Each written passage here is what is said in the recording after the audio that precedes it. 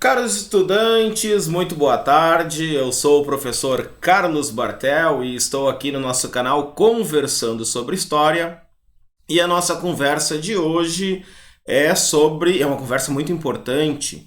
Nossa conversa é sobre as grandes navegações do século XVI, século XV e XVI. Nós já fizemos uma aula sobre o início das grandes navegações com a conquista da cidade de Ceuta pelos portugueses. E vou deixar aqui na descrição do vídeo o link da parte 1. E hoje faremos a parte 2 das grandes navegações. Então, assim, eu quero lembrar que o nosso canal não é monetizado. Então, não preciso pedir que se inscrevam, que sejam membros, que dêem like, né? O like, se gostar do vídeo, dá o like aí até para prestigiar, para perceberem, olha, o conteúdo tem qualidade, mas não porque é necessário, porque não é monetizado o canal, tá? Então, dito isso, nós vamos falar sobre as grandes navegações, né, uma continuidade da parte 1, hoje então a parte 2. E as referências que eu citar aqui ao longo dessa nossa conversa, eu também vou deixar aqui na descrição do vídeo, né? Então, se interessou por algum livro, alguma bibliografia que foi citada, alguma fonte que foi citada, então vai lá na descrição que tá lá, tá bom? Então, vamos lá logo para o que interessa. Grandes navegações e descobrimentos, né? Expansão marítima comercial, a expansão do sistema capitalista. E eu escolhi uma data para iniciar essa nossa exposição. Nós havíamos falado já da ultrapassagem do Cabo das Tormentas ali no sul da África, o Cabo da Boa Esperança pelo navegador Bartolomeu Dias, navegador português, um caminho controlado pelos portugueses. E o Bartolomeu Dias, então, ele abriu o caminho do Atlântico para o Oceano Índico. Tá? Então, nós já vimos isso. Agora, nós vamos avançar um pouco e vamos pegar como referência aqui a data de 1492. Né? Eu sempre lembro que as datas são muito importantes para a história. A história, obviamente, não se resume a datas, né? Não se resume a datas e fatos. Mas as datas, né, a cronologia, ela serve como uma baliza para nós nos situarmos temporalmente, assim como a geografia serve como referência para nos situarmos espacialmente. Então, a nossa data importante, que é um ano muito importante para a história da humanidade, 1492. Tá? Então, vamos lá, eu quero lembrar dois acontecimentos aqui. Essa data, aliás, ela tem sido tão importante que os historiadores eles não estão mais considerando, né, como historiadores como Jacques Le Goff, por exemplo, não está mais considerando o ano de final da Idade Média como 1453, a queda de Constantinopla, e sim 1492, porque é um ano muito mais importante para a humanidade como um todo, tá? Então aí a gente já vai tendo noção do que aconteceu aí, e aí nós temos o início da história moderna, né? A partir de 1492, e depois história contemporânea e assim por diante. Então, assim, lembrando que esse ano de 1492 ele foi importante do ponto de vista europeu, por causa que ocorreram dois grandes acontecimentos na Europa, em especial na Península Ibérica. É o ano da chamada Reconquista. O que é a Reconquista? É a expulsão definitiva dos muçulmanos da Península Ibérica, né? Esse processo aí que se concluiu com a tomada da cidade de Granada pelos espanhóis logo no início do ano, em janeiro de 1492. Né? Havia conflitos de ordem política, gente tem que cuidar aqui, né, para não atribuir uma importância maior à religião. Por quê? Porque são processos políticos e a religião é usada de modo instrumental, tá? Então havia conflitos políticos entre cristãos e muçulmanos pelo controle da Península Ibérica. Inicialmente, a Península Ibérica, né, que pertencia lá, era território romano. Se a gente for, antes ainda era território cartaginês, tudo. Mas, sendo território romano no período de crise, os romanos meio que delegaram ali aos visigodos para que controlassem esse território. E os visigodos, eles são afastados do território a partir do ano de 711, quando grupos árabes muçulmanos invadem, né, e conquistam esse território da Península Ibérica, ali o sul da península. E aí a reconquista é a expulsão desses grupos árabes que construíram cidades, como a cidade de Granada, por exemplo, que eu citei aqui. Expulsam definitivamente esses grupos. Então, reconquista é um termo que a gente tem que ter um certo cuidado, né? Porque reconquista significa conquistar novamente aquilo que se perdeu, aquilo que era nosso, né? Mas não era dos cristãos aquela área ali, era do Império Romano, depois visigodos, árabes, né? Então, na realidade, é uma conquista ali do território, ainda naquele espírito das cruzadas, tá? Então, a reconquista, né? Mas o conceito consagrado é esse, reconquista, é a dominação do território da Península Ibérica pela cristandade. E aqui os cristãos aos quais eu estou me referindo são os reis católicos, Isabel de Aragão e Fernando de Castela, tá? A reconquista do território durou aproximadamente então 7 séculos, né?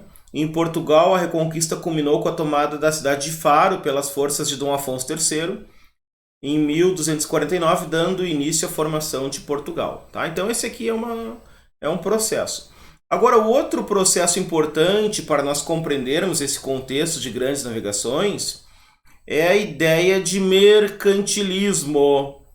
Por quê? Por que as grandes navegações ocorreram? Elas ocorrem por um interesse, né? Eu ia dizer uma necessidade, mas é muito mais do que isso, é um interesse comercial em se descobrir novas rotas para o Oriente, para o Extremo Oriente, para as Índias. Então ali já se tinha, desde o período medieval, a famosa Rota da Seda, que se atribui a Marco Polo. Então são caminhos ali terrestres por dentro do continente europeu e asiático, né, tanto ao norte quanto ao sul, passando por alguns mares, né, que tinham o Mediterrâneo como centro, mas são caminhos que ligam ali a Europa ao Oriente. E esses caminhos eles eram controlados por cidades italianas, né, que nós vamos chamar aqui de repúblicas marítimas, já vamos ver isso, e era controlado por grupos muçulmanos, grupos árabes muçulmanos, né, principalmente os turcos. E claro, e mais ao Oriente, lá por grupos orientais. Mas, então, os outros reinos europeus passaram a procurar outros caminhos. Portugal mesmo buscou um caminho contornando a África, o famoso périplo africano, e descobriu essa passagem aí, contornando ali o sul da África em 1488. Agora nós já estamos num terceiro caminho para se chegar às Índias, que é navegando da Europa em direção a oeste. Tá? Por quê? Porque a ideia que se tem aqui é que a Terra é esférica. Então, se a Terra é esférica, não se tendo noção que existe o continente americano, obviamente que eu navegando da Europa em direção a oeste, eu vou chegar no Extremo Oriente. Foi esse o cálculo do Colombo, tá certo? Então esses caminhos são controlados, e a busca por novos caminhos. E essa busca, ela vai dar início ao que a gente chama de mercantilismo. para ficar mais claro, o mercantilismo é o capitalismo comercial. O capitalismo, ele é um processo de caráter sócio, histórico, econômico, né? Ele tem uma historicidade. O que, que significa isso? Ele não é algo natural, ele surgiu num determinado momento da história. Que momento é esse? Séculos XV e XVI. Tá? Então aqui já quero sugerir esse livro aqui, Capitalismo Histórico e Civilização Capitalista, do Immanuel Wallerstein, cientista político norte-americano, sociólogo norte-americano, e ele explica a história do capitalismo, né? Desde seu surgimento, lá no final do século XV, e século XVI. Ele surge nas cidades ali, estado italianas, com um sistema bancário que começa a se consolidar, economia de troca baseada no capital, né, na concessão de créditos. E esse início aqui ele vai se basear especificamente no comércio, tá? Depois nós teremos lá com a Revolução Industrial um capitalismo baseado na produção. Hoje em dia nós temos um capitalismo especulativo financeiro aí, né? No qual o dinheiro faz dinheiro, que era a grande crítica da Igreja Católica às usuras, né? A usura, tá? Mas o mercantilismo, que é esse capitalismo na sua infância, ele tem algumas características. Então, o mercantilismo, que é uma expressão criada pelo Adam Smith, ele é um conjunto de práticas e ideias desenvolvidas na Europa entre os séculos XV e XVIII. Claro que essas práticas elas variam de reino para reino, né? Elas possuem algumas diferenças de reino para reino, mas elas tinham alguns aspectos em comum, né? Fortalecer o Estado monárquico, né? As burguesias desses estados, né? Através de uma balança comercial favorável, que priorizasse mais a exportação em detrimento da importação, um protecionismo, né? Vamos investir aqui nas manufaturas, né? na produção artesanal, e vamos produzir aqui dentro do nosso estado e vender esses bens aí para outros reinos. Ele se caracteriza pelo metalismo, então a quantidade de riqueza é materializada, né, percebida pela quantidade de metais acumulados, principalmente metais preciosos, ouro e prata, e pela uma intervenção monárquica, aqui, uma intervenção estatal, né, do monarca nessas transações. Então, o território, a colônia conquistada pertence ao Estado monárquico, e aí a burguesia, os banqueiros, eles têm que se associar com o monarca nessa empreitada, tá? Mas aqui é só para a gente ter a percepção que isso a gente não pode perder de vista quando a gente fala de grandes navegações. Não são aventureiros ali, homens abnegados que estão indo ao mar por uma curiosidade. Não! São pessoas interessadas em empreendimentos comerciais, tá? E visando o lucro. Claro que eles querem conhecer, querem conquistar, mas ali a sede de poder é que movimenta essas navegações, tá bom? Então, aqui conforme eu falei, nós temos então algumas cidades ali na Itália que controlam essas rotas comerciais com o Oriente, e os outros reinos vão procurar outros caminhos. Entre as cidades que controlam, eu cito aqui em especial a cidade de Veneza. Cidade de Veneza que tem uma ligação ali já com a cidade de Bizâncio, né? O mar Adriático ali é controlado por Veneza, e a cidade de Gênova, tá? Elas têm ali o controle do comércio com o Oriente. E esse controle ele vai ser chamado de monopólio italiano. Tá? Monopólio italiano, né? Porque ocorre na Península Itálica, ainda que não exista o país Itália nesse período, no século XV e XVI.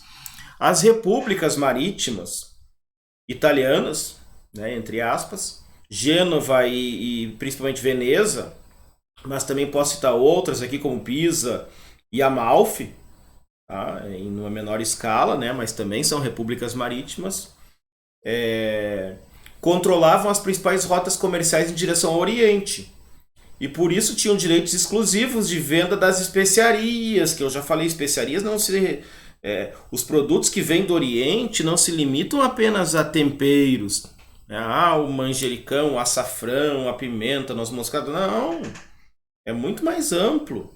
Tá? Muito mais amplo, né? Quem quiser, ó, tá aqui a dica de leitura, o Bazar do Renascimento, Jerry Broughton. Né? Vinha porcelana, vinha drogas, o ópio, maconha, objetos sexuais, literatura, conhecimentos, tecnologias, tecidos, vinha muitos produtos do Oriente, era uma grande fonte de riqueza, tá?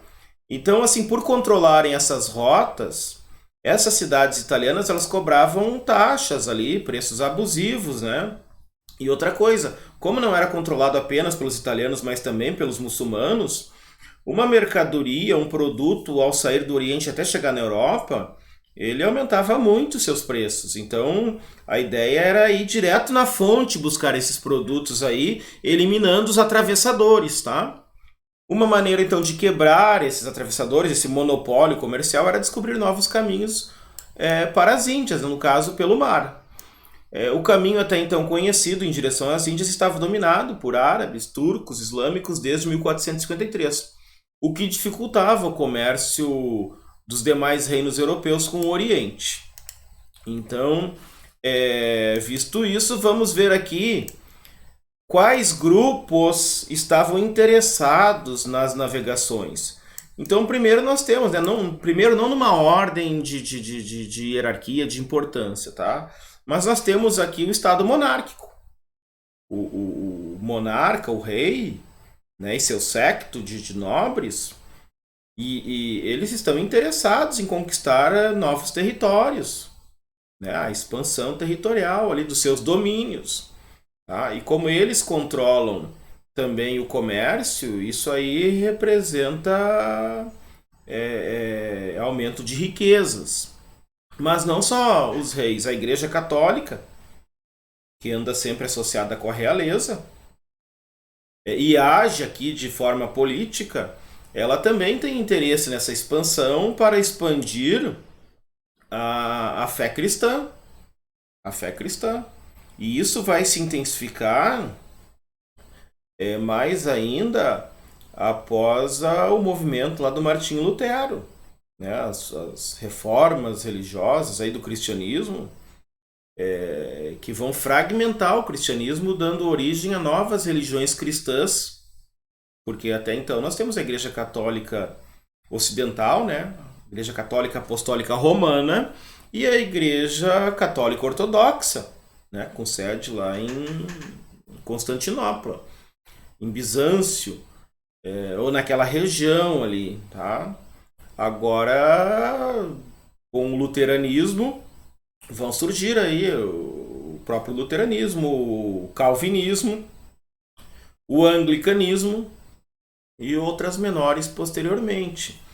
E isso vai fazer com que a Igreja Católica reaja no movimento conhecido como a Contra-Reforma, e um dos elementos da Contra-Reforma é a blindagem, vamos dizer assim, a blindagem do continente americano, espanhol e português às novas ideias religiosas. Então, aqui na América são proibidas outras religiões que não a religião católica. Ainda que se abra uma exceção para os judeus, porque esses judeus vão colocar muito dinheiro lá em Pernambuco, né? E os holandeses também, calvinistas, vão colocar muito dinheiro lá na produção do açúcar. Mas isso aí é uma outra história, tá? Mas a Igreja Católica tem interesse nas navegações, tanto é que na vela dos navios lá vem o símbolo religioso. A burguesia são empreendimentos comerciais, né? O burguês é o comerciante, só que essa burguesia tem que ser vista de modo amplo. Nós temos grandes burgueses, armadores aí de navios, grandes comerciantes, empresários, empreendedores, né? Ainda que eu não goste muito dessa palavra aí. Nós temos pessoas que estão participando desse empreendimento aí que tem muito capital, né? Temos pequenos burgueses também que se lançam aí, mas temos também os banqueiros. Os banqueiros, às vezes o burguês é o próprio banqueiro, né? Se confunde. Os banqueiros que vão fornecer o crédito. A gente fala em capitalismo, tem que ter crédito, né? Lembrem aqui do que havia antes em termos de economia. Era o sistema feudal, né? Que era bastante diferenciado de região para região, mas era baseado na produção de subsistência, num pequeno comércio, na troca, na ausência de capital. Agora não, agora nós temos novas práticas aqui. Uma delas é o crédito, tá? É o crédito, é o financiamento, antecipação de recursos ali para financiar essas expedições, obviamente visando obtenção de mais lucro, tá? E os navegadores em geral, que também é um grupo bastante heterogêneo. Nós temos aqui grandes navegadores, né? Comandantes, pilotos, conhecedores da arte da navegação, cartógrafos. E nós temos ali aventureiros, pessoas que querem ganhar dinheiro fácil, né? O sonho da riqueza é fácil, criminosos, tudo que é tipo de gente aí, não precisava ter qualificação para entrar numa navegação, né? Olha, tem um serviço aqui para fazer isso, tu quer entrar aí, pode vir, não tem nenhum que apresentar nenhum currículo prévio, tá? Isso aí nós vamos ver, porque tem alguns aí que se dizem grandes navegadores que na realidade pouco entendiam da arte naval, tá? Então vamos adiante aqui. Bom, aí nós temos um globo já. Isso aqui é outro dado importante quando a gente fala em grandes navegações. É a questão da cartografia, da produção de mapas, de portulanos, a produção de referências assim para navegação. Basicamente mapas, né? Não estou falando dos instrumentos de navegação, estou falando dos mapas, né? Que são representações do território. Tem a famosa frase: o mapa não é o território, é uma representação do território. E o mapa que nós...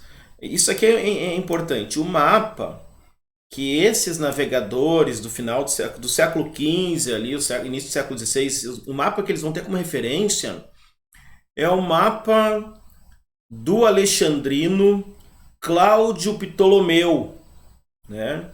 Que escreveu uma obra chamada Esboço Geográfico na Biblioteca de Alexandria por volta ali de 150 depois de Cristo. E o Cláudio Ptolomeu vai ser assim o pai de todos, vamos dizer assim. Ele é a grande referência, tá? A grande referência dos cartógrafos, dos navegadores, das discussões. É o Ptolomeu. Até tem um livro aqui que eu quero recomendar para vocês, que é esse livro aqui, Uma História do Mundo em 12 Mapas, né, do Jerry Broughton, historiador inglês. E aqui ele fala do Ptolomeu, né?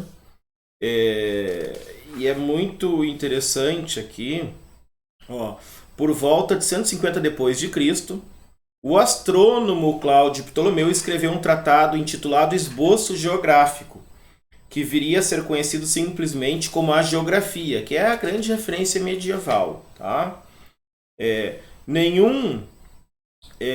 Olha aqui, um relato topográfico da latitude e longitude de mais de 8.000 lugares da Europa, Ásia e África, né? E aqui nesse mapa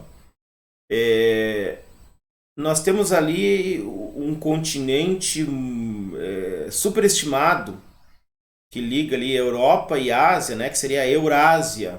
Depois eu vou mostrar para vocês uma imagem, porque os mapas que forem produzidos ali nesse contexto das navegações, eles são os mapas do Ptolomeu aprimorados, adaptados e atualizados de acordo com os descobrimentos, né? Nenhum exemplar original da época de Ptolomeu sobreviveu. E ela só reapareceu, né, essa obra, no século XIII, em Bizâncio, com mapas desenhados por escribas bizantinos que se baseavam claramente na descrição de Ptolomeu da Terra e da posição de seus 8.000 lugares, e que mostram o mundo clássico como ele via em Alexandria no século II, né, século II depois de Cristo. Aí fica, para vocês terem uma ideia desse mapa aqui, né, então aqui a importância do conhecimento geográfico para a abordagem desse assunto.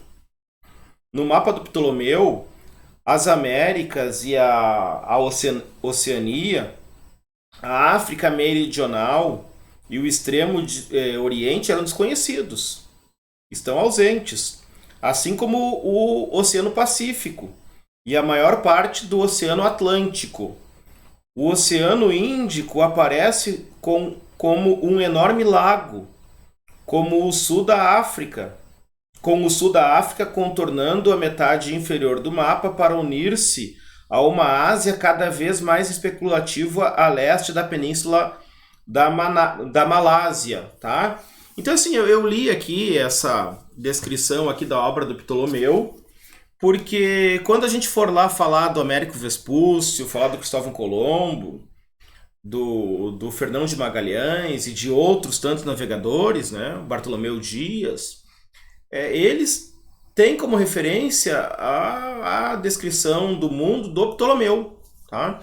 E aí, assim, uma dificuldade que vai surgir no final do século XV é o seguinte: esses mapas todos, ainda que Ptolomeu dissesse que a Terra era esférica, esses mapas todos eles são feitos num plano, numa superfície, né? Numa forma plana.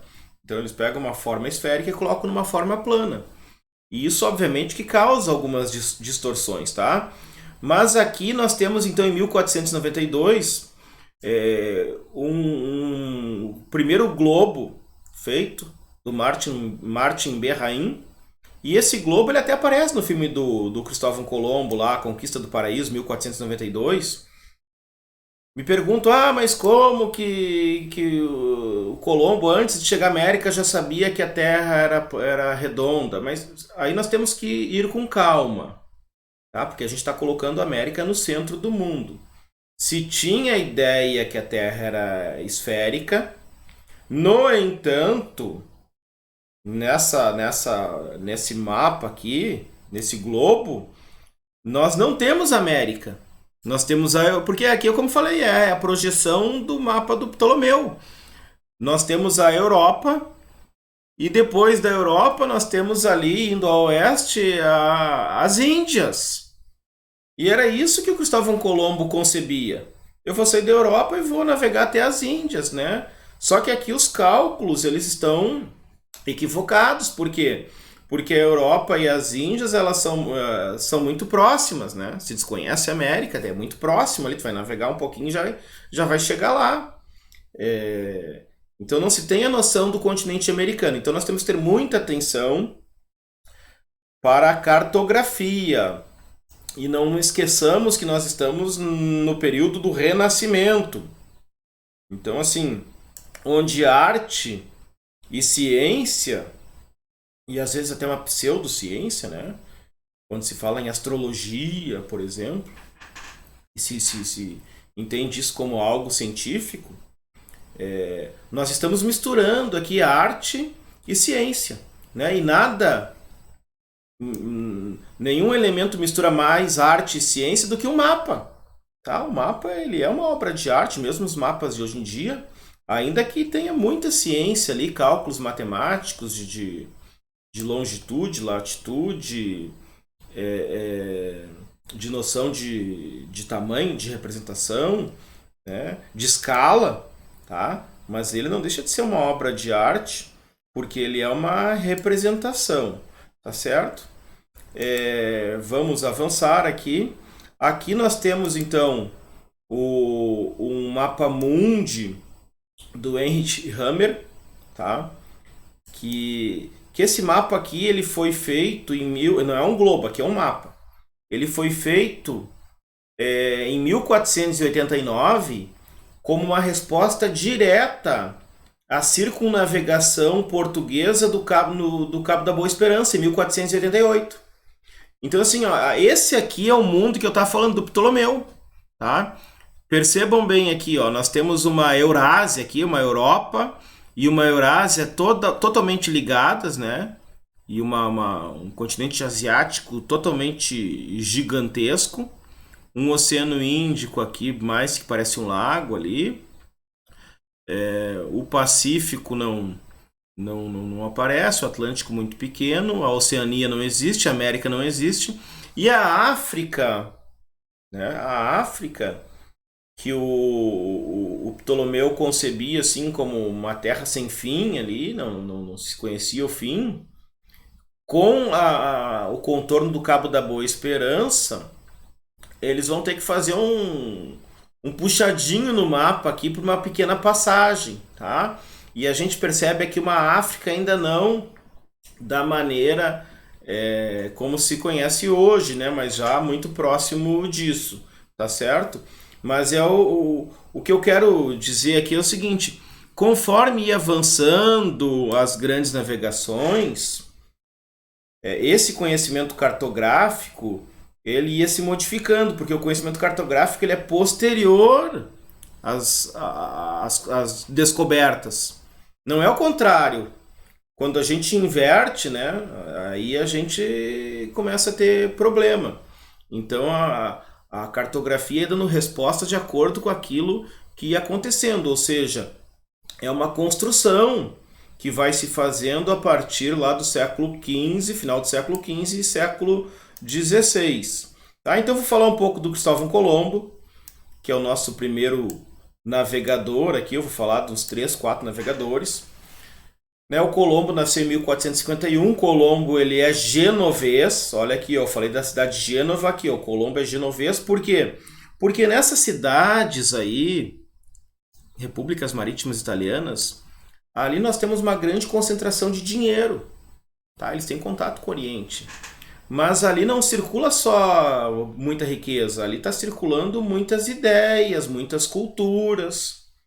Numa cidade tu encontrava ali pessoas falando de diversos lugares, circulando ali 20, 30 idiomas, informações diversas de tudo quanto é parte do mundo, né?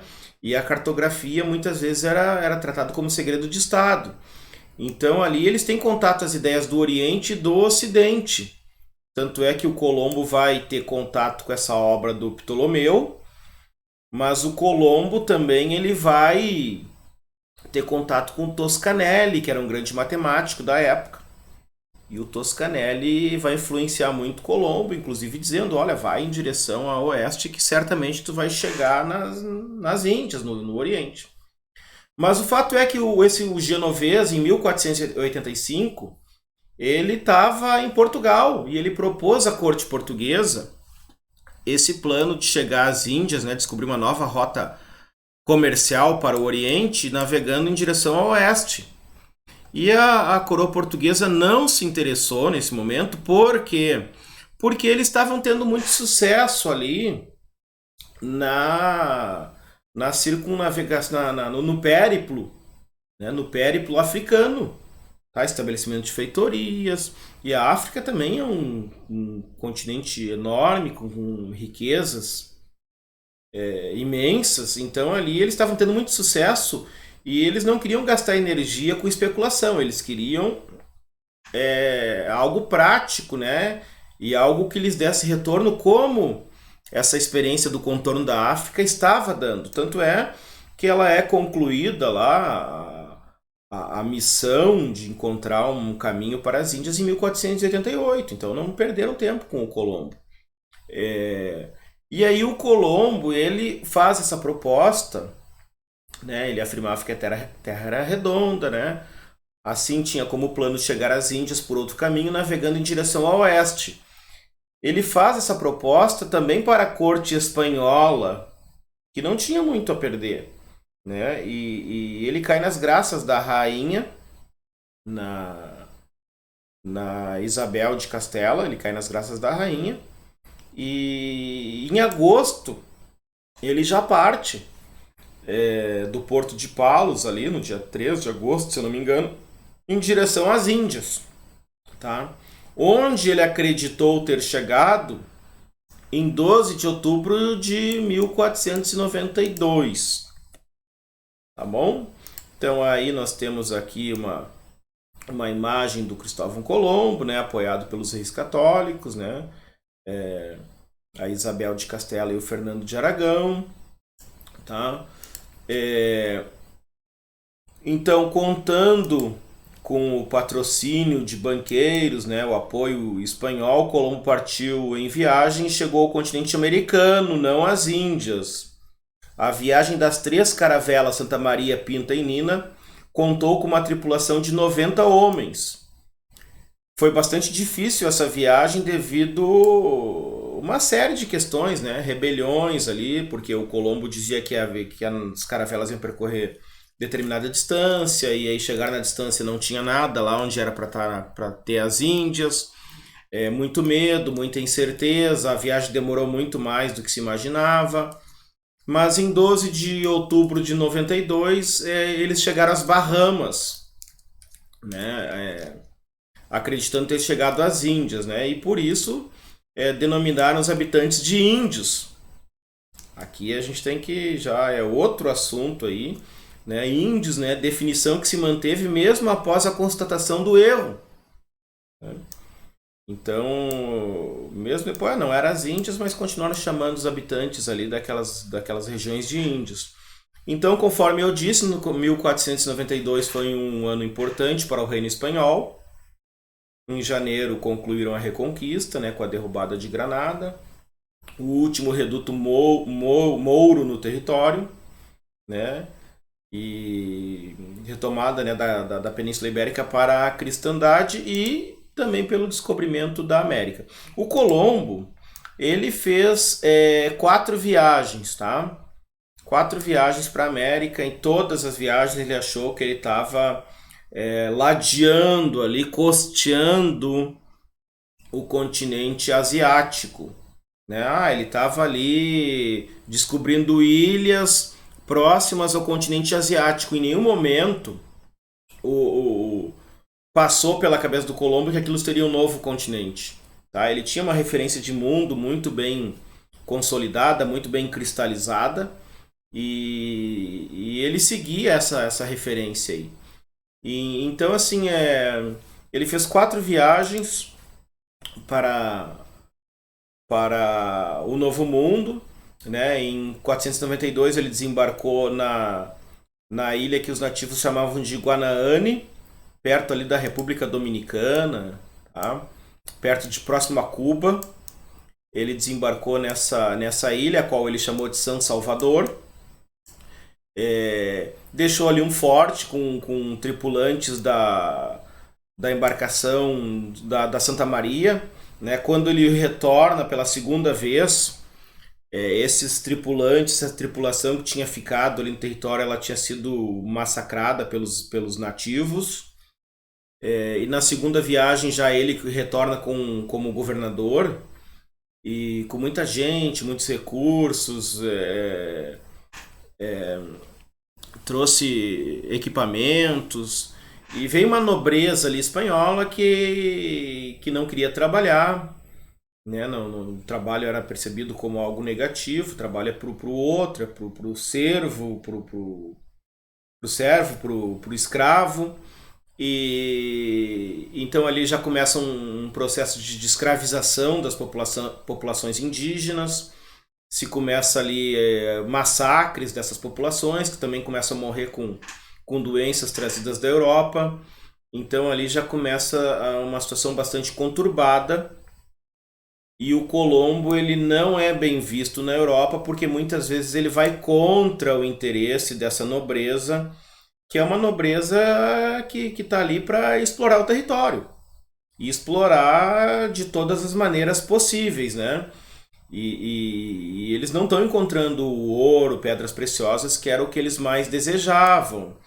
Então isso também vai fazer com que o Colombo não seja bem visto.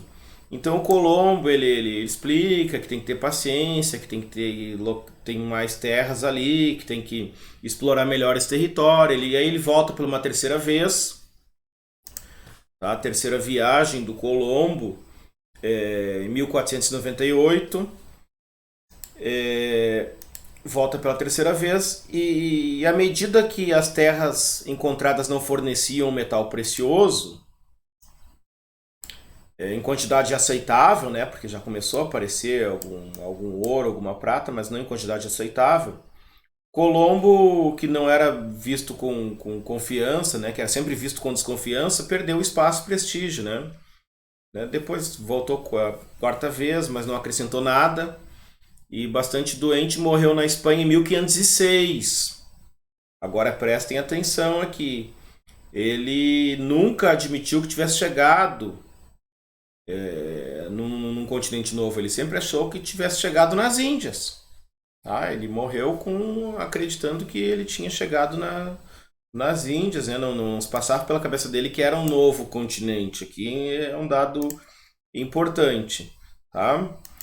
Em função dessas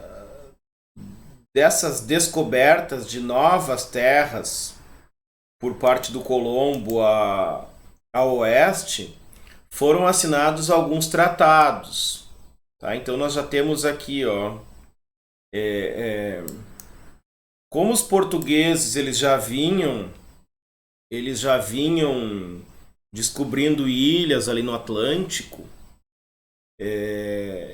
e os espanhóis também estavam navegando e se achando no direito dessas ilhas. Foi-se assinado um tratado em 1479, tá? Bem antes da conquista da América. Tratado de Alcáçovas, né? Que confirmou os direitos territoriais e comerciais das ilhas do Atlântico e da África Ocidental. Porém, foi apenas uma série de tratados assinados entre as duas coroas, uma vez que viagens posteriores abriram novos territórios e mercados no Ocidente e no Oriente. Confirmou então para Portugal, tá? Porque começou a ter atrito ali, Portugal e Espanha, chegando nas mesmas ilhas, né? Então nós temos que começar a regulamentar. O primeiro tratado é o Tratado de Alcáçovas.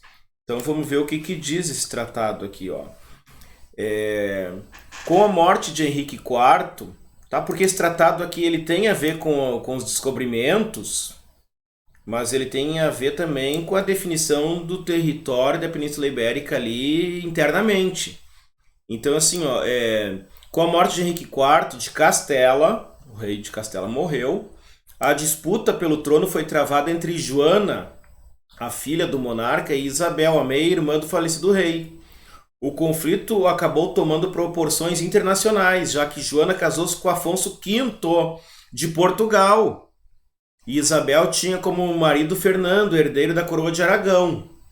Com a desintegração das forças a favor de Joana, a guerra culminou na assinatura do Tratado de Alcáçovas-Toledo, em que Isabel e Fernando, né, os reis católicos, foram reconhecidos como reis de Castela. Né? A Joana abriu mão, o Afonso V de Portugal abriu mão do reino de Castela, pondo fim às hostilidades entre as coroas que disputavam ali o trono de Castela. Assim, Joana e Afonso renunciaram às suas pretensões ao trono de Castela, bem como Isabel e Fernando abstiveram-se de suas pretensões em relação ao trono de Portugal. Tá? Então aqui é uma questão interna. O tratado ratificou ainda a repartição das zonas de influência no Atlântico. Isso aqui é o que nos interessa. Sendo garantida a posse portuguesa dos territórios africanos, até então descobertos como Guiné, Costa da Mina, Madeira, Açores, Ilha das Flores e Cabo Verde, com exceção das Canárias, cuja posse foi destinada ao reino de Castela. Então aqui é o primeiro acordo para regulamentar esses descobrimentos que estão sendo feitos aí ao longo do século XV, Tratado de Alcáçovas. É, Porém, com o descobrimento da América em 492, nós vamos ter outros tratados. O tratado lá reconhecido pelo Papa, pela Igreja Católica, né, pelo Papado, a Bula Intercoetera de 1493, né, que regulamenta ali o limite dos domínios de Portugal e Espanha, né? No caso, os limites de Portugal ficariam a 100 léguas de Cabo Verde. Tá? Então, até 100 léguas em direção ao oeste de Cabo Verde pertencia a Portugal. Era território de domínio português. E após essas 100 léguas era território espanhol. Isso aí também deu muito problema, porque cada um tinha uma interpretação de légua, tiveram que também regulamentar isso, né? Uma légua marítima gira em torno de 5 quilômetros, se eu não me engano, não tenho certeza agora, tá?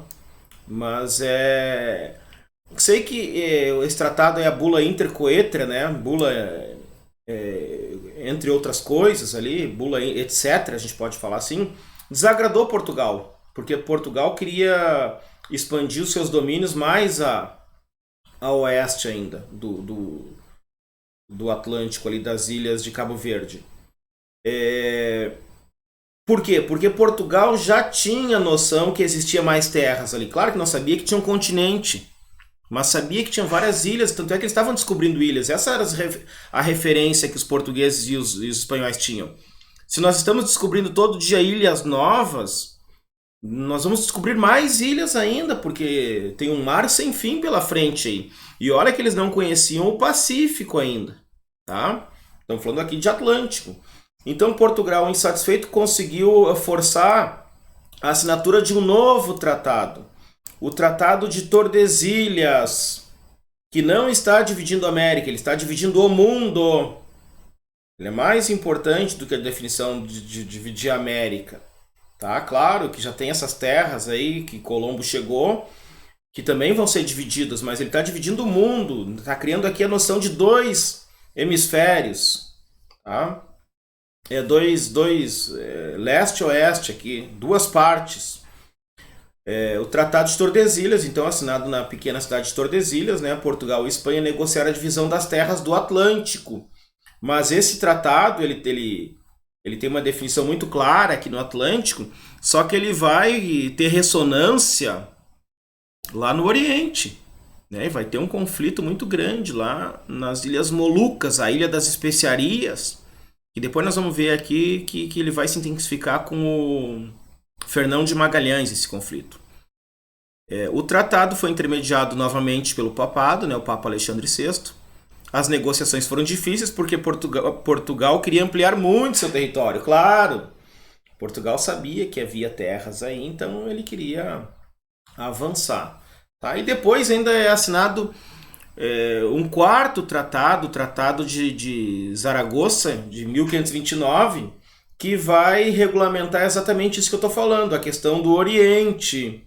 Como é que fica o Tratado de Tordesilhas lá no Oriente. Tá? Então, isso vai ser regulamentado pelo Tratado de 1529. Tá? Então, aqui é a política, né? A geopolítica internacional, as relações internacionais. Aqui nós temos a imagem, então, um mapa, para a gente ter uma ideia, o mapa dos tratados, tá? A Bula Intercoetera, Bula etc. Vou chamar assim, a Bula etc. Ela não, o Brasil aqui, o território conhecido como Brasil, não fazia parte, né? E Portugal, sabendo que havia terras por aqui, né, ilhas ali, quis ampliar ali, né, e pegou exatamente uma parte aqui do Brasil, no qual depois os portugueses instalarão ali as famosas capitanias hereditárias. Tá? O Colombo chegou aqui, ó, nas Antilhas, né, antes das ilhas, né, e aqui o continente africano. Aqui tem um monumento, aqui isso aqui é legal, o monumento em homenagem ao Tratado de Tordesilhas, aqui em Laguna, em Santa Catarina. Eu tive visitando lá Laguna em 2018, e aí tem esse monumento aí que marca, olha, a linha de Tordesilhas passava exatamente aqui, né, o sul do Brasil, aqui da parte portuguesa, aqui o sul era, o extremo sul era Laguna, tá? Aqui o monumento aí, é um monumento, fica em Laguna ali, em homenagem ao Tratado de Tordesilhas, né? E ali, olha o que diz ali, Tratado de Tordesilhas de 7 de junho de 1494, no povoado de Tordesilhas, assinam o tratado os reis de Portugal e Espanha. Tá? No Brasil, a linha de demarcação passava na ilha de Marajó, no Pará, e Laguna, em Santa Catarina. Hoje, Santa Catarina. Tá? Então, aqui só para ter uma ideia ali, né? Em 2018, tá ali. Tive lá um lugar aí que eu recomendo para se visitar. Bom, o Colombo chegou nas Índias, no caso na América, né? Segundo ele, nas Índias, chegou na América em 1492, em outubro. E aí ele abre uma rota comercial a princípio para as Índias, tá? Mas o fato é que ele abriu ali esse canal de contato entre essas ilhas descobertas e a Europa. E os europeus, eles vão começar a mandar expedições de exploração para conhecer o território, para conhecer as riquezas, para conhecer as populações, para saber o que tem aqui, né? E para tomar posse de tudo isso, tá? E nessas expedições nós teremos um navegador ali, agora um florentino. Colombo era genovês, agora um de Florença, chamado Américo Vespúcio, que por coincidência nasceu no mesmo ano que Colombo. E o Américo Vespucci, ele tinha como grande referência na cartografia, e ele era um cartógrafo, ele tinha como grande referência na cartografia o Ptolomeu. Só que o Colombo seguiu à risca o mapa do Ptolomeu. E o Américo fez algumas adaptações ali. Tá?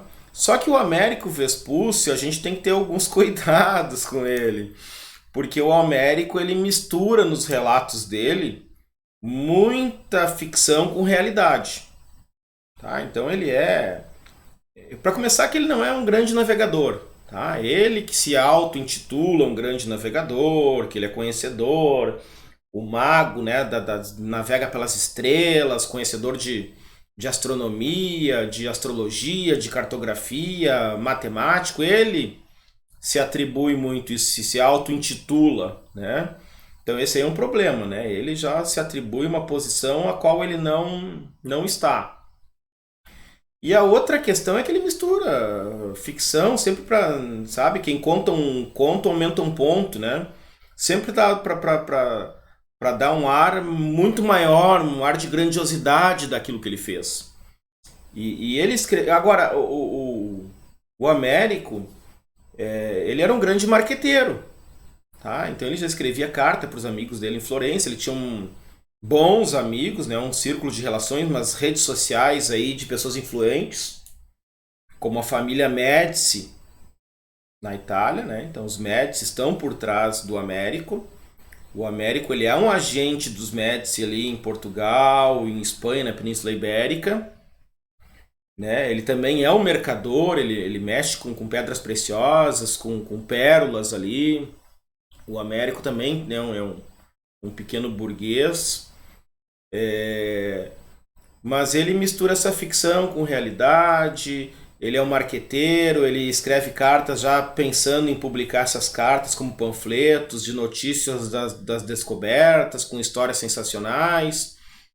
E isso vai fazer com que ele caia nessa esse marketing pessoal dele, essas boas relações que ele tem, né? Em contrário ao Colombo, que não tinha prestígio ali na Espanha, vai fazer com que o Américo obtenha algum sucesso e seja tão importante que o nome dele foi dado ao continente americano, tá? É, então aqui deixa eu falar aqui um pouco do Américo, né? Em suas viagens, expedições desde a costa da América, né? Então ele percorreu desde a costa lá do Canadá, costa norte até a Argentina. Américo Vespucci provou que Colombo havia descoberto um novo continente, não chegado às Índias. Ainda que quando o Américo percorre aqui essas regiões, a costa do continente americano, ele acredita que está percorrendo a costa do continente asiático. Tá? Depois é que ele vai ter uma sacada ali, que ele vai dizer, não, isso aqui é um outro continente, isso aqui não é a Ásia. Após a primeira viagem, né, 1499, ele escreveu uma carta a um amigo, que foi publicado depois com o título de Novo Mundo, né, em 1504. O filho do Colombo ficou indignado pelo fato do continente não ter levado o nome de seu pai, o qual, de resto, foi amigo de Vespucci. O Colombo e o Vespucci eram amigos, inclusive se conversavam e tudo, né? O Vespucci era um grande admirador do Colombo, plagiou muito o Colombo, tá? Porque o Vespucci fazia isso, ele pegava uma ideia ou alguma outra descoberta e não atribuía fonte, ele dizia que era ele que tinha feito aquilo. Entretanto, há que se reconhecer que este é que impôs à Europa a convicção de que o novo continente fora descoberto, tá?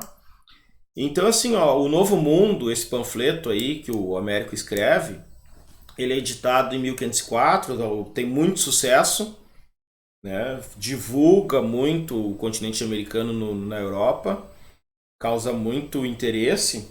E em 1507 já vai ser feito um mapa do mundo por um cartógrafo alemão, Waltz Miller, no qual vai aparecer o continente americano. Então o Waltz Miller pega o mapa do Ptolomeu e acrescenta ali a América. E ele diz, vamos colocar o nome de América em homenagem ao descobridor desse continente, que é o Américo Vespucci.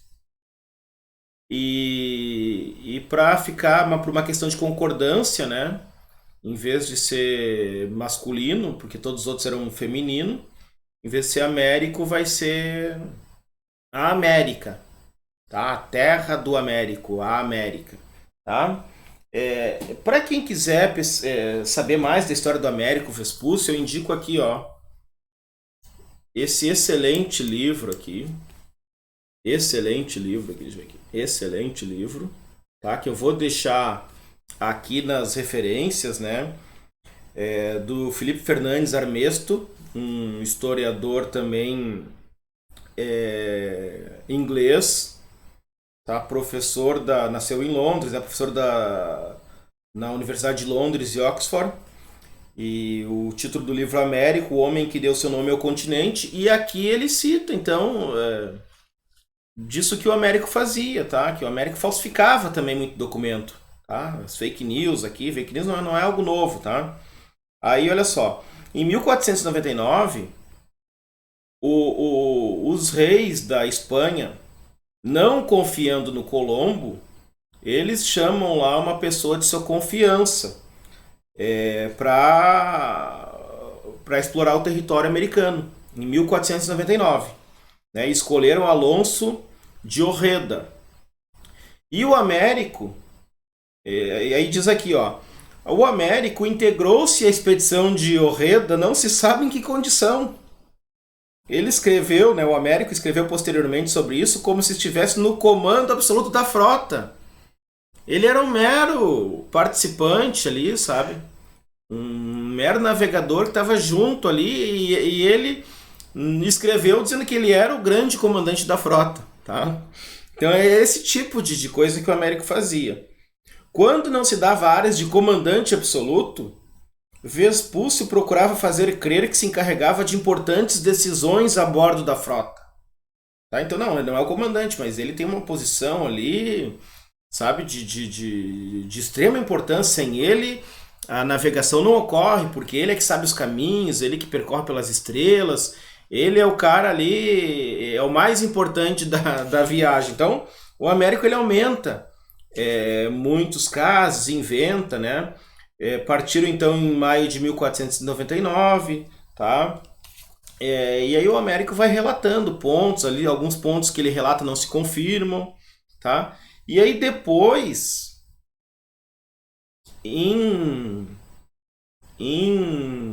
depois ele sai da Espanha e vai trabalhar ali a serviço dos reis de Portugal.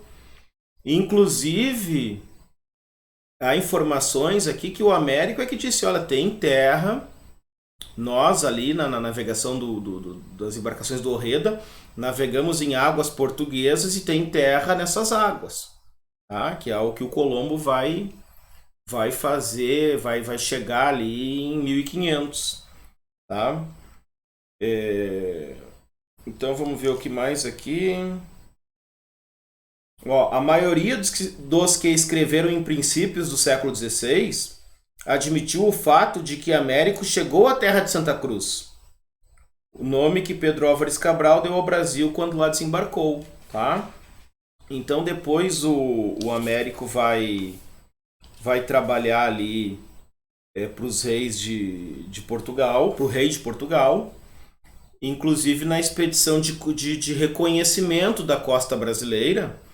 E ele vai estar junto na expedição que vai dar nome aos lugares ali, né? Baía de Todos os Santos, em janeiro vão chegar ali numa foz ali que vai ser o Rio de Janeiro. O Américo vai estar junto ali, tá? Então tá aqui o Américo Vespúcio.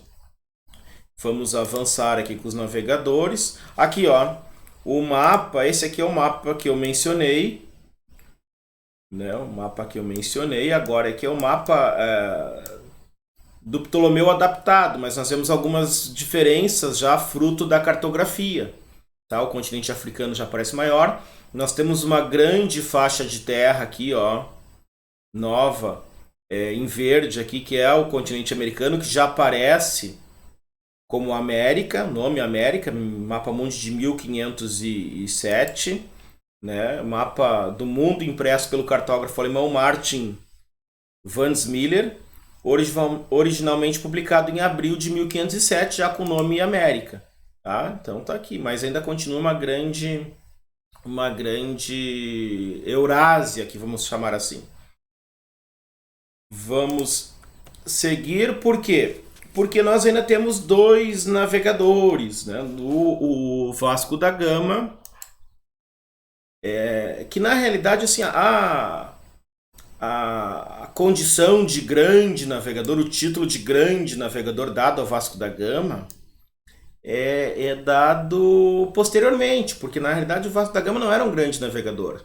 Ele era um nobre e isso era comum os reis chamarem pessoas de sua confiança para comandarem as expedições marítimas, tá? E ali nas expedições tu teria grandes navegadores, né, que não necessariamente era o comandante da expedição, da frota. Então o Vasco da Gama é um desses casos, tá? Ele não é um grande navegador, ele tem algum conhecimento, mas essa ideia do Vasco da Gama como um grande navegador, isso aí é atribuído posteriormente, assim como Cabral. Cabral não era nem navegador, tá? O Cabral era um fidalgo ali, filho de algo, né? Um nobre português, e confiada a ele a missão de resolver um conflito lá em Calicut, lá no Oriente, lá em função dessa viagem do Vasco. Mas vamos ver um pouco do Vasco aqui, porque essa viagem do Vasco da Gama, ela vai abrir caminho para o descobrimento do Brasil, tá? Aí usem o termo que quiserem, descobrimento, achamento, conquista, invasão, tá? Mas o fato é a chegada dos portugueses aqui no território que hoje é o Brasil, que não é importante nesse contexto, aqui eu sempre gosto de frisar, o Brasil não é importante, ele é periférico nesse contexto das grandes navegações, tá? Ele vai ter uma importância posterior a esse momento que nós estamos estudando. Os portugueses, os espanhóis, os europeus, né, eles estão preocupados, eles estão interessados, eles estão focados no Oriente. tá? O Brasil ele aparece ali como algo periférico, tá? Com uma importância bem menor, não é ao centro das atenções, é isso que eu quero dizer. Então o Vasco da Gama partiu de Lisboa em julho de 1497, uma esquadra composta por 4 embarcações, né? Uma chefiada pelo seu irmão, o Paulo da Gama, uma outra com mantimentos, e partiram para as Índias exatamente para confirmar o caminho aberto pelo Bartolomeu Dias em 1488. Então vamos lá, 1497, para vocês verem como a coisa demora para acontecer aqui, né? São processos lentos ali, olha.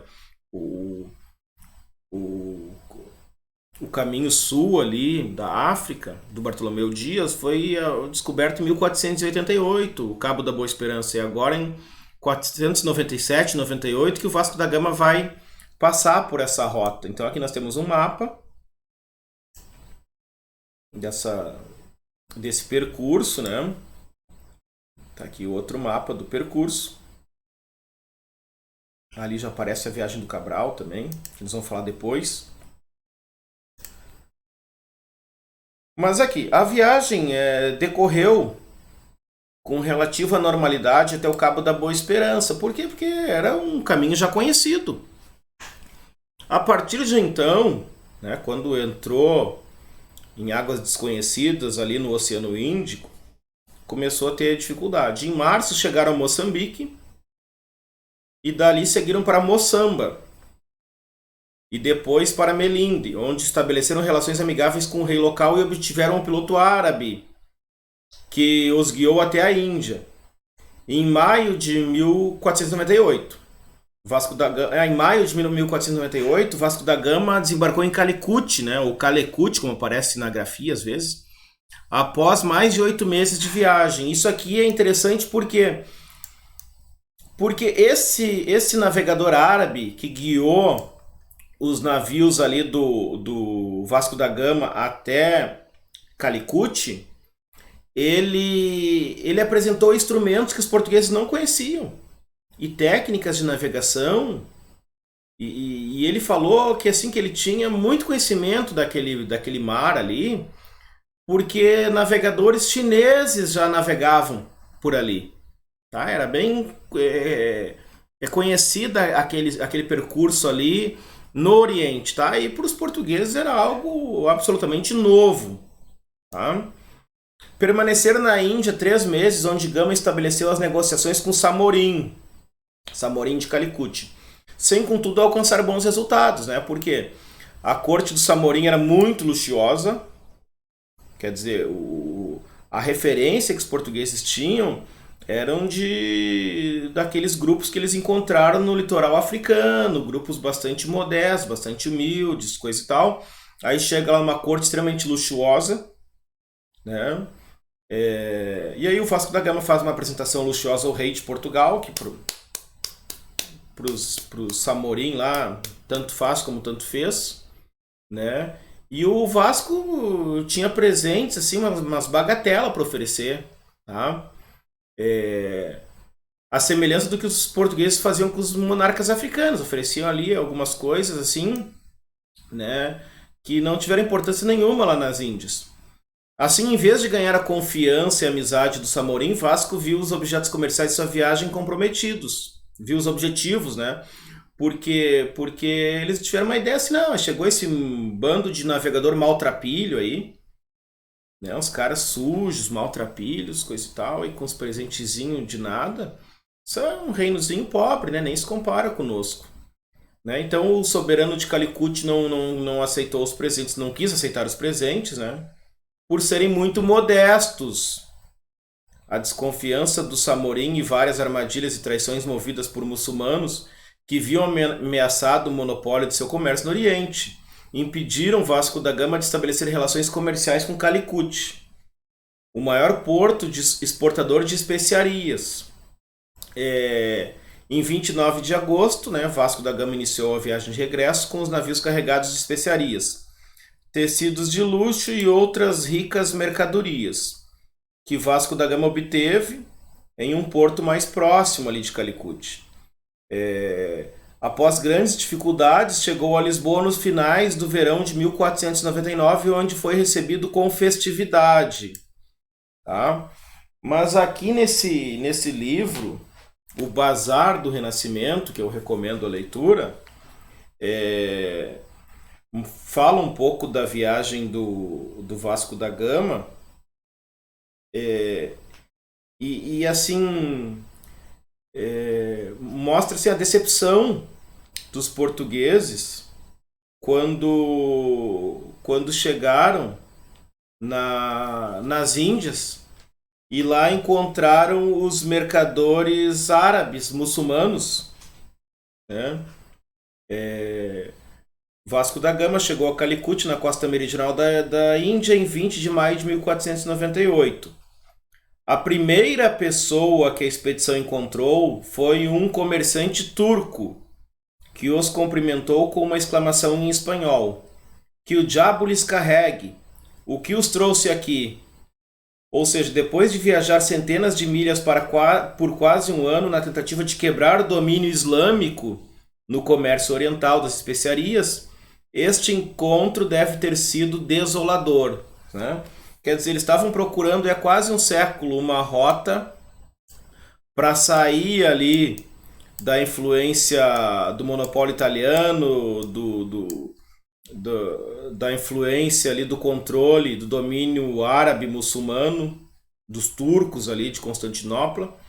E aí quando chega nas Índias, quem é que eles encontram lá? Os turcos, sabe? Então E claro que ali teve um desentendimento grande,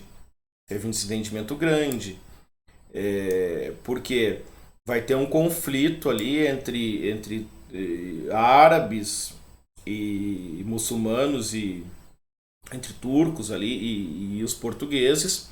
Tanto é que o Vasco da Gama ele vai retornar a Portugal, e o rei de Portugal vai montar uma grande armada bélica, né, e comercial para mandar para Calicut para fazer um acerto de contas aí com esses comerciantes muçulmanos. E essa armada é a armada do Pedro Álvares Cabral. Então aqui uma imagem do Vasco da Gama chegando às Índias. Aqui uma outra imagem, né, uma representação ali do século XIX, Vasco da Gama extremamente luxuoso, né? Mas o fato a história não é isso.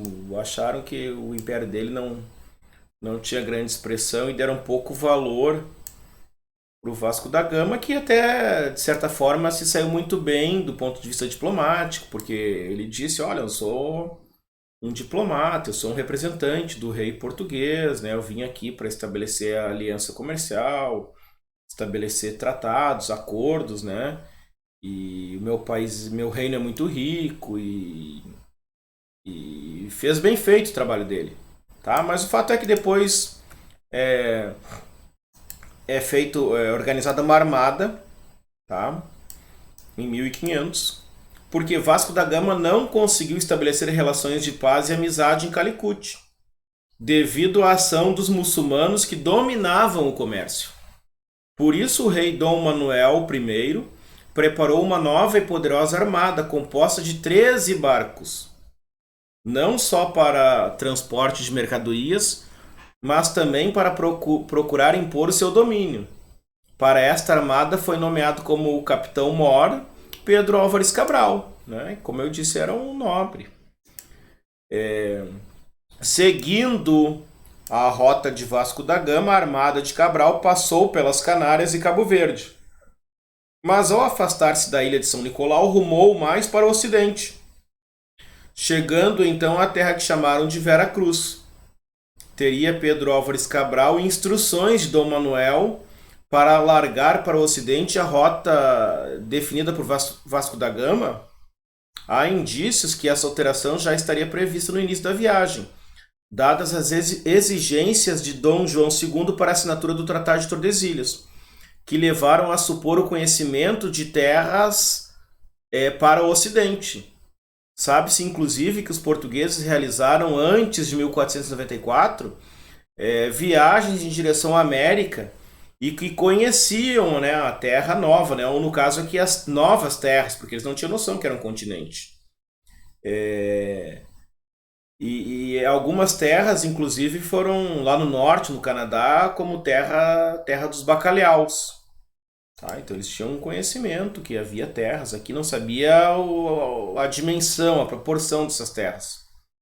Em 1500, o rei Dom Manuel enviou as Índias à Esquadra de Cabral, né, que chegou ao Brasil em 22 de abril. Né, a esquadra contou com aproximadamente 1.400 homens, marinheiros, técnicos em navegação, escrivães, cozinheiros, padres e ajudantes, entre outros. O escrivão Pero Vaz de Caminha, né, a famosa Carta de Caminha, ele escreveu aqui, endereçada ao rei, relatou o encontro com os nativos e características dessa terra nova.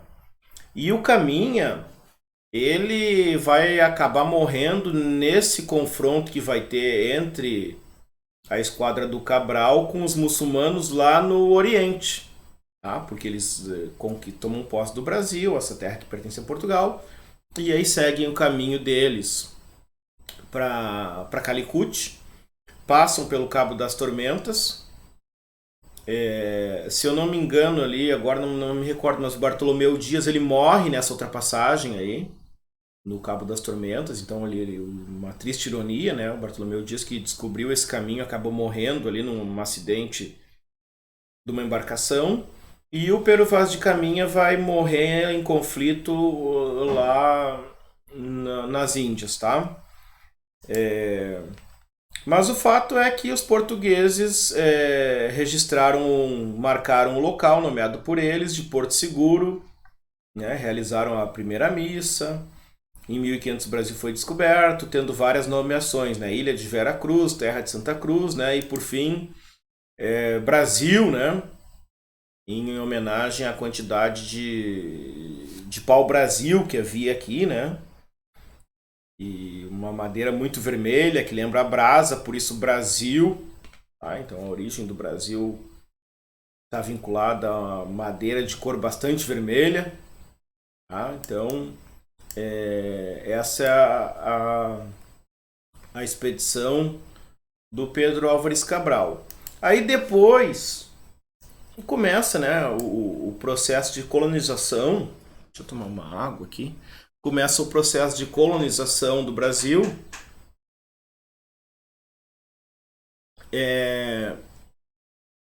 Que na realidade, assim, como eu falei, o interesse estava voltado para o Oriente. Então os portugueses vão tomar posse da terra, porque estava dentro do perímetro deles ali, estava dentro da parte deles, do Tratado de Tordesilhas. Eles vão tomar posse dessas terras, mas não vão ter interesse nenhum, tá? Eles só vão demonstrar interesse por volta ali de 1530, quando essas terras quando eles perceberem que é uma ameaça de perderem essas terras aqui, porque havia muita presença de embarcações de outros reinos, embarcações francesas, holandesas, espanholas, inglesas aqui na região, e Portugal então precisava ocupar de modo efetivo essas terras aqui para manter o domínio, tá? Inclusive tem esse livro aqui da Leila Perrone Moisés, 20 Luas, que eu recomendo, que é a presença de uma embarcação francesa que chega ao Brasil em 1504. Tudo indica que eles aportaram aqui em São Francisco do Sul, em Santa Catarina, e entraram em contato ali com os índios carijós. Ah, e aí eles acabam levando o pau-brasil lá para França, né? E levam também um indígena que eles vão chamar de Exomerique, e se acredita que chamava Isamirim, Ah, mas não se sabe. Mas aí o Goneville diz, não, nós vamos levar ele lá para mostrar os nativos daqui, coisa e tal, que tem gente aqui. E o cacique ali, o Morobixaba, né, dos Carijós, diz, não, tudo bem, pode levar ele, meu filho, só que tu tem um prazo, daqui a 20 luas, tu tem que trazer ele de volta para cá, tá? Tranquilo. Aí o capitão da embarcação, que é o Palmier de Goneville, leva esse indígena. Quando eles chegam na região da Normandia, a embarcação é atacada por piratas, ela vem a naufragar, muitos navegadores morrem, mas o Goneville e esse indígena saem vivos, só que eles desaparecem da história. E esse livro aqui ajuda a recontar, né, que depois tem um censo ali na França, no século XVIII, e tem uma linhagem de nobres franceses que são descendentes desse indígena brasileiro, né, que acabou, ficou por lá, nunca mais voltou ao Brasil, morreu ali, se eu não me engano, com 80 e tantos anos, e teve vários filhos, tá? Casou com uma sobrinha do Goneville, que era um nobre francês.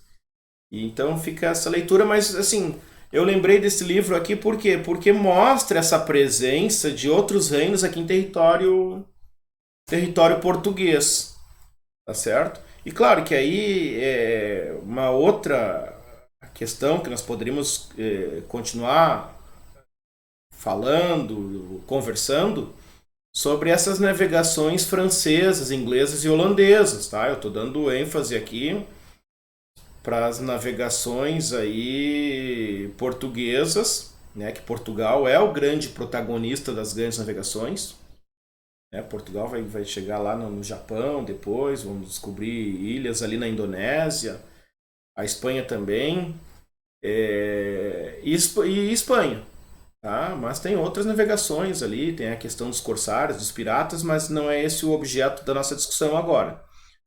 E no momento posterior aí tem a colonização do Brasil, eu indico esse livrinho aqui, né, que é um livrinho básico ali, História do Brasil, Colônia da Alain Mames Graves, para a gente entender esse período colonial aí de modo bem simples. Bom, vamos agora para o nosso último navegador. Né? Eu estava pensando aqui, tem o Jacques Cartier lá, navegador francês que vai percorrer lá o Canadá em 1534, tá? Mas isso aí é uma outra história. Vamos falar agora do Fernando Magalhães para nós concluirmos as nossas navegações, né? E como eu disse, elas continuam, né? Até o século XVIII, quando se conquista lá, se descobre, se conquista a Oceania, lá, a Austrália e as suas ilhas. Mas essa história aqui é muito legal, do Fernão de Magalhães. Aí eu selecionei aqui algumas informações, um resuminho, que eu tirei desse livro aqui, O Bazar do Renascimento, do Broughton. Né? Então, outro navegador português, Fernão de Magalhães, reativou a ideia do Colombo. Tá? Qual a ideia? De alcançar o Oriente navegando a oeste.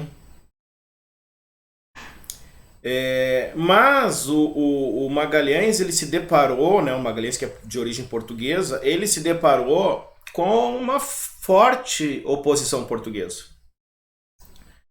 Né? Não, Portugal agora concluiu lá essa rota para o Oriente, né? Para que vai querer outra rota para o Oriente se nós temos uma rota segura? Tá? Então o que o Magalhães faz? Ele oferece o plano para o rei espanhol, né? Futuro imperador Carlos V, que aceitou, né? Tudo bem, vamos reativar, né? Essa ideia do Colombo de navegar, de chegar no Oriente navegando oeste. Só que agora já se conhece a América. Então, qual é que é o plano do Magalhães? É encontrar alguma passagem ao sul que ele possa dali chegar até as Índias, tá? Em 1519, então, Magalhães chegou a Sevilha com um globo. Ó, não é mais com mapa, agora é um globo bem pintado mostrando o mundo inteiro. E nele traçando a rota que propunha fazer. Né? Ó o que o Broton diz aqui, ó. Globos e não mapas eram agora os objetos que mais precisamente representavam a geografia política e comercial do mundo no século XVI. Tá? Então são os globos agora aqui, que tu tem uma visão mais completa, né? Magalhães rapidamente convenceu Castela e em setembro de 1519 lançou-se ao mar com 5 navios e 240 homens. Guardem aí essa informação, 240 homens. Navegando pela costa da América, ele já perdeu 2 navios. E chegou ao seu extremo, né? Chegou no extremo do continente americano, que hoje tem seu nome, Estreito de Magalhães. Não só o estreito, como também uma espécie de pinguins ali, também são conhecidos como os pinguins de Magalhães, tá? Então isso decorre das navegações do Magalhães. A esquadra, exausta, finalmente chegou às Filipinas em abril de 1521. Só que aqui tem uma outra questão. Quando essa esquadra ela ultrapassa ali o estreito, que acabou levando o nome de Estreito de Magalhães, lá na Patagônia, lá para baixo da Terra do Fogo, eles chegam a navegar no meio ao gelo, né? Imagina só. Eles chegaram no Pacífico e eles não tinham ideia nenhuma do que era o Oceano Pacífico. Tá? Então aquele mar gigantesco ali, muito maior do que o Atlântico. Eles não tinham ideia nenhuma daquilo ali. Então aquilo ali dificultou assim, enormemente a viagem, tá? Porque eles estavam num terreno totalmente desconhecido ali. Chegam nas Filipinas em abril, né? Magalhães se envolve num conflito local e é morto, junto com 40 de seus homens no dia 27 de abril. Então Magalhães ele não conclui, não retorna à Espanha porque ele vai morrer ali durante esse percurso. Incapazes de encarar a viagem de volta pelo Estreito de Magalhães, né, de retornar pelo Pacífico, a tripulação concordou em voltar pelo Cabo da Boa Esperança, assumindo o risco de ser capturada pelos navios de patrulha portugueses. Em 8 de setembro de 1521, apenas 18 homens da tripulação, né, tripulação de 240 homens, voltou ao porto de Sevilha, tendo completado a primeira volta ao mundo registrada. Tá? Então aqui já tem um dado importante. Primeira volta ao mundo registrada na história foi feita pela expedição de Fernão de Magalhães, ainda que o próprio Fernão de Magalhães não tenha concluído essa volta ao mundo. No entanto, as notícias da viagem, a história não termina aqui, as notícias da viagem causaram um rebuliço, um tumulto diplomático muito grande, que eu vou ler para nós aqui, para encerrar essa nossa conversa, né? Já estamos com 1h30 aí de conversa.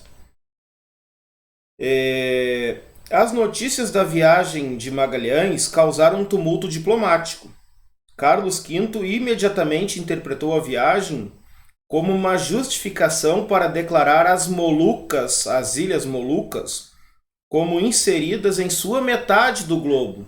Nós temos 2 metades definidas pelo Tratado de Tordesilhas, reconhecido pelo papado, que causou muito descontentamento nos reinos francês, inglês, holandês, nos demais reinos. Seus conselheiros, né, do Carlos V, começaram a construir um caso diplomático para a possessão e declaravam que pela demonstração matemática e o julgamento de homens conhecedores daquela disciplina, as Molucas estavam dentro dos limites de Castela. as Ilhas Molucas ali perto da Indonésia, conhecidas como as Ilhas das Especiarias. Ambos os lados, né, demandaram intermediação diplomática. No entanto, as complexidades políticas, comerciais e geográficas envolvidas em dividir as duas metades do globo requereram anos de negociação. A equipe de Castela utilizou habilmente a autoridade clássica para justificar suas reivindicações. A superestimação de Ptolomeu do tamanho da Ásia foi ironicamente manipulada pelos espanhóis para reclamarem as Molucas. Ao reiterar a largura imprecisa da Ásia em seus mapas, Castela empurrou as Molucas mais para o Oriente e, portanto, para a sua metade do globo. Os espanhóis apresentaram mapas e globos onde a descrição e imagem de Ptolomeu e a descrição e o modelo recentemente descobertos por aqueles em busca de especiarias eram semelhantes. Portanto, Malaca e Moluca estavam dentro de nossa demarcação. Essa combinação de sabedoria clássica e navegação moderna mostrou-se irresistível. Tá? Portugal contra-atacou com o seu próprio conjunto de mapas, cartas e globos, observando das margens. O comerciante inglês Robert Turner escreveu a Henrique VIII em 1527. Olha como repercutiu essa história. Sobre o extraordinário jogo de manipulação geográfica que se passava por diplomacia. Né? E aí o que ele diz para o... esse comerciante inglês diz para o Henrique VIII? Com relação às costas e à situação das ilhas, os cosmógrafos e navegadores de Portugal e Espanha realmente agem de acordo com seus objetivos. Os espanhóis movem-se em direção ao Oriente, porque essas regiões parecem pertencer a Carlos V. E os portugueses movem-se para o Ocidente, para que as regiões se encaixem em sua jurisdição. Tá? Isso aqui ainda é o Tratado de Tordesilhas reverberando agora lá no Oriente. O trunfo de Castela nesse pôquer cartográfico foi o cartógrafo Diogo Ribeiro. Como Magalhães, Ribeiro tinha oferecido seus serviços para a coroa espanhola em apoio à viagem às Molucas. Como as duas coroas sentaram-se para uma tentativa final de resolver a disputa em Saragoça em 1529, Ribeiro e sua equipe de cartógrafos produziu uma série de mapas e globos que localizavam as Molucas dentro da metade espanhola do globo. Este foi o momento em que o mundo renascentista tornou-se global no sentido moderno. O Tratado de Tordesilhas foi feito a partir de um mapa plano. No entanto, as consequências da viagem de Magalhães significaram que os globos terrestres de repente tornaram-se representações muito mais convincentes da forma e do espaço mundial.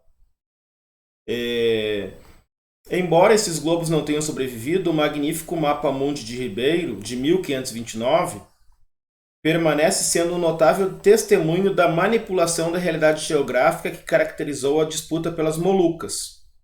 Ribeiro dispôs as Molucas dentro, né, do território, dentro da parte espanhola. O mapa deu a Carlos V o poder de negociação de que precisava.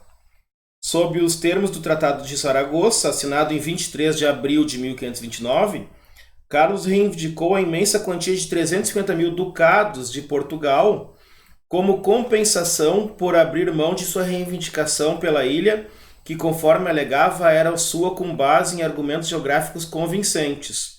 Tá? E aí Portugal comprou a ilha, pagando a indenização aos espanhóis. Mas assim, uma das consequências aqui foi depois de tudo isso, né, obviamente, foi a ideia, a representação de mundo criada pelo Ptolomeu, inclusive utilizada no Tratado de Saragoça, ela acaba implodindo, né? Acaba implodindo, porque com o avanço das navegações foi se percebendo o tamanho mais real do continente asiático, se percebeu lá o tamanho do Oceano Pacífico, o real tamanho do Atlântico, mais tarde vai se descobrir a Oceania, e por aí vai. E as consequências desses as consequências dessas navegações, né, são várias. Né? Uma delas a gente falou aqui o tempo todo, que é o desenvolvimento do conhecimento cartográfico, geográfico, conhecimento do planeta como um todo.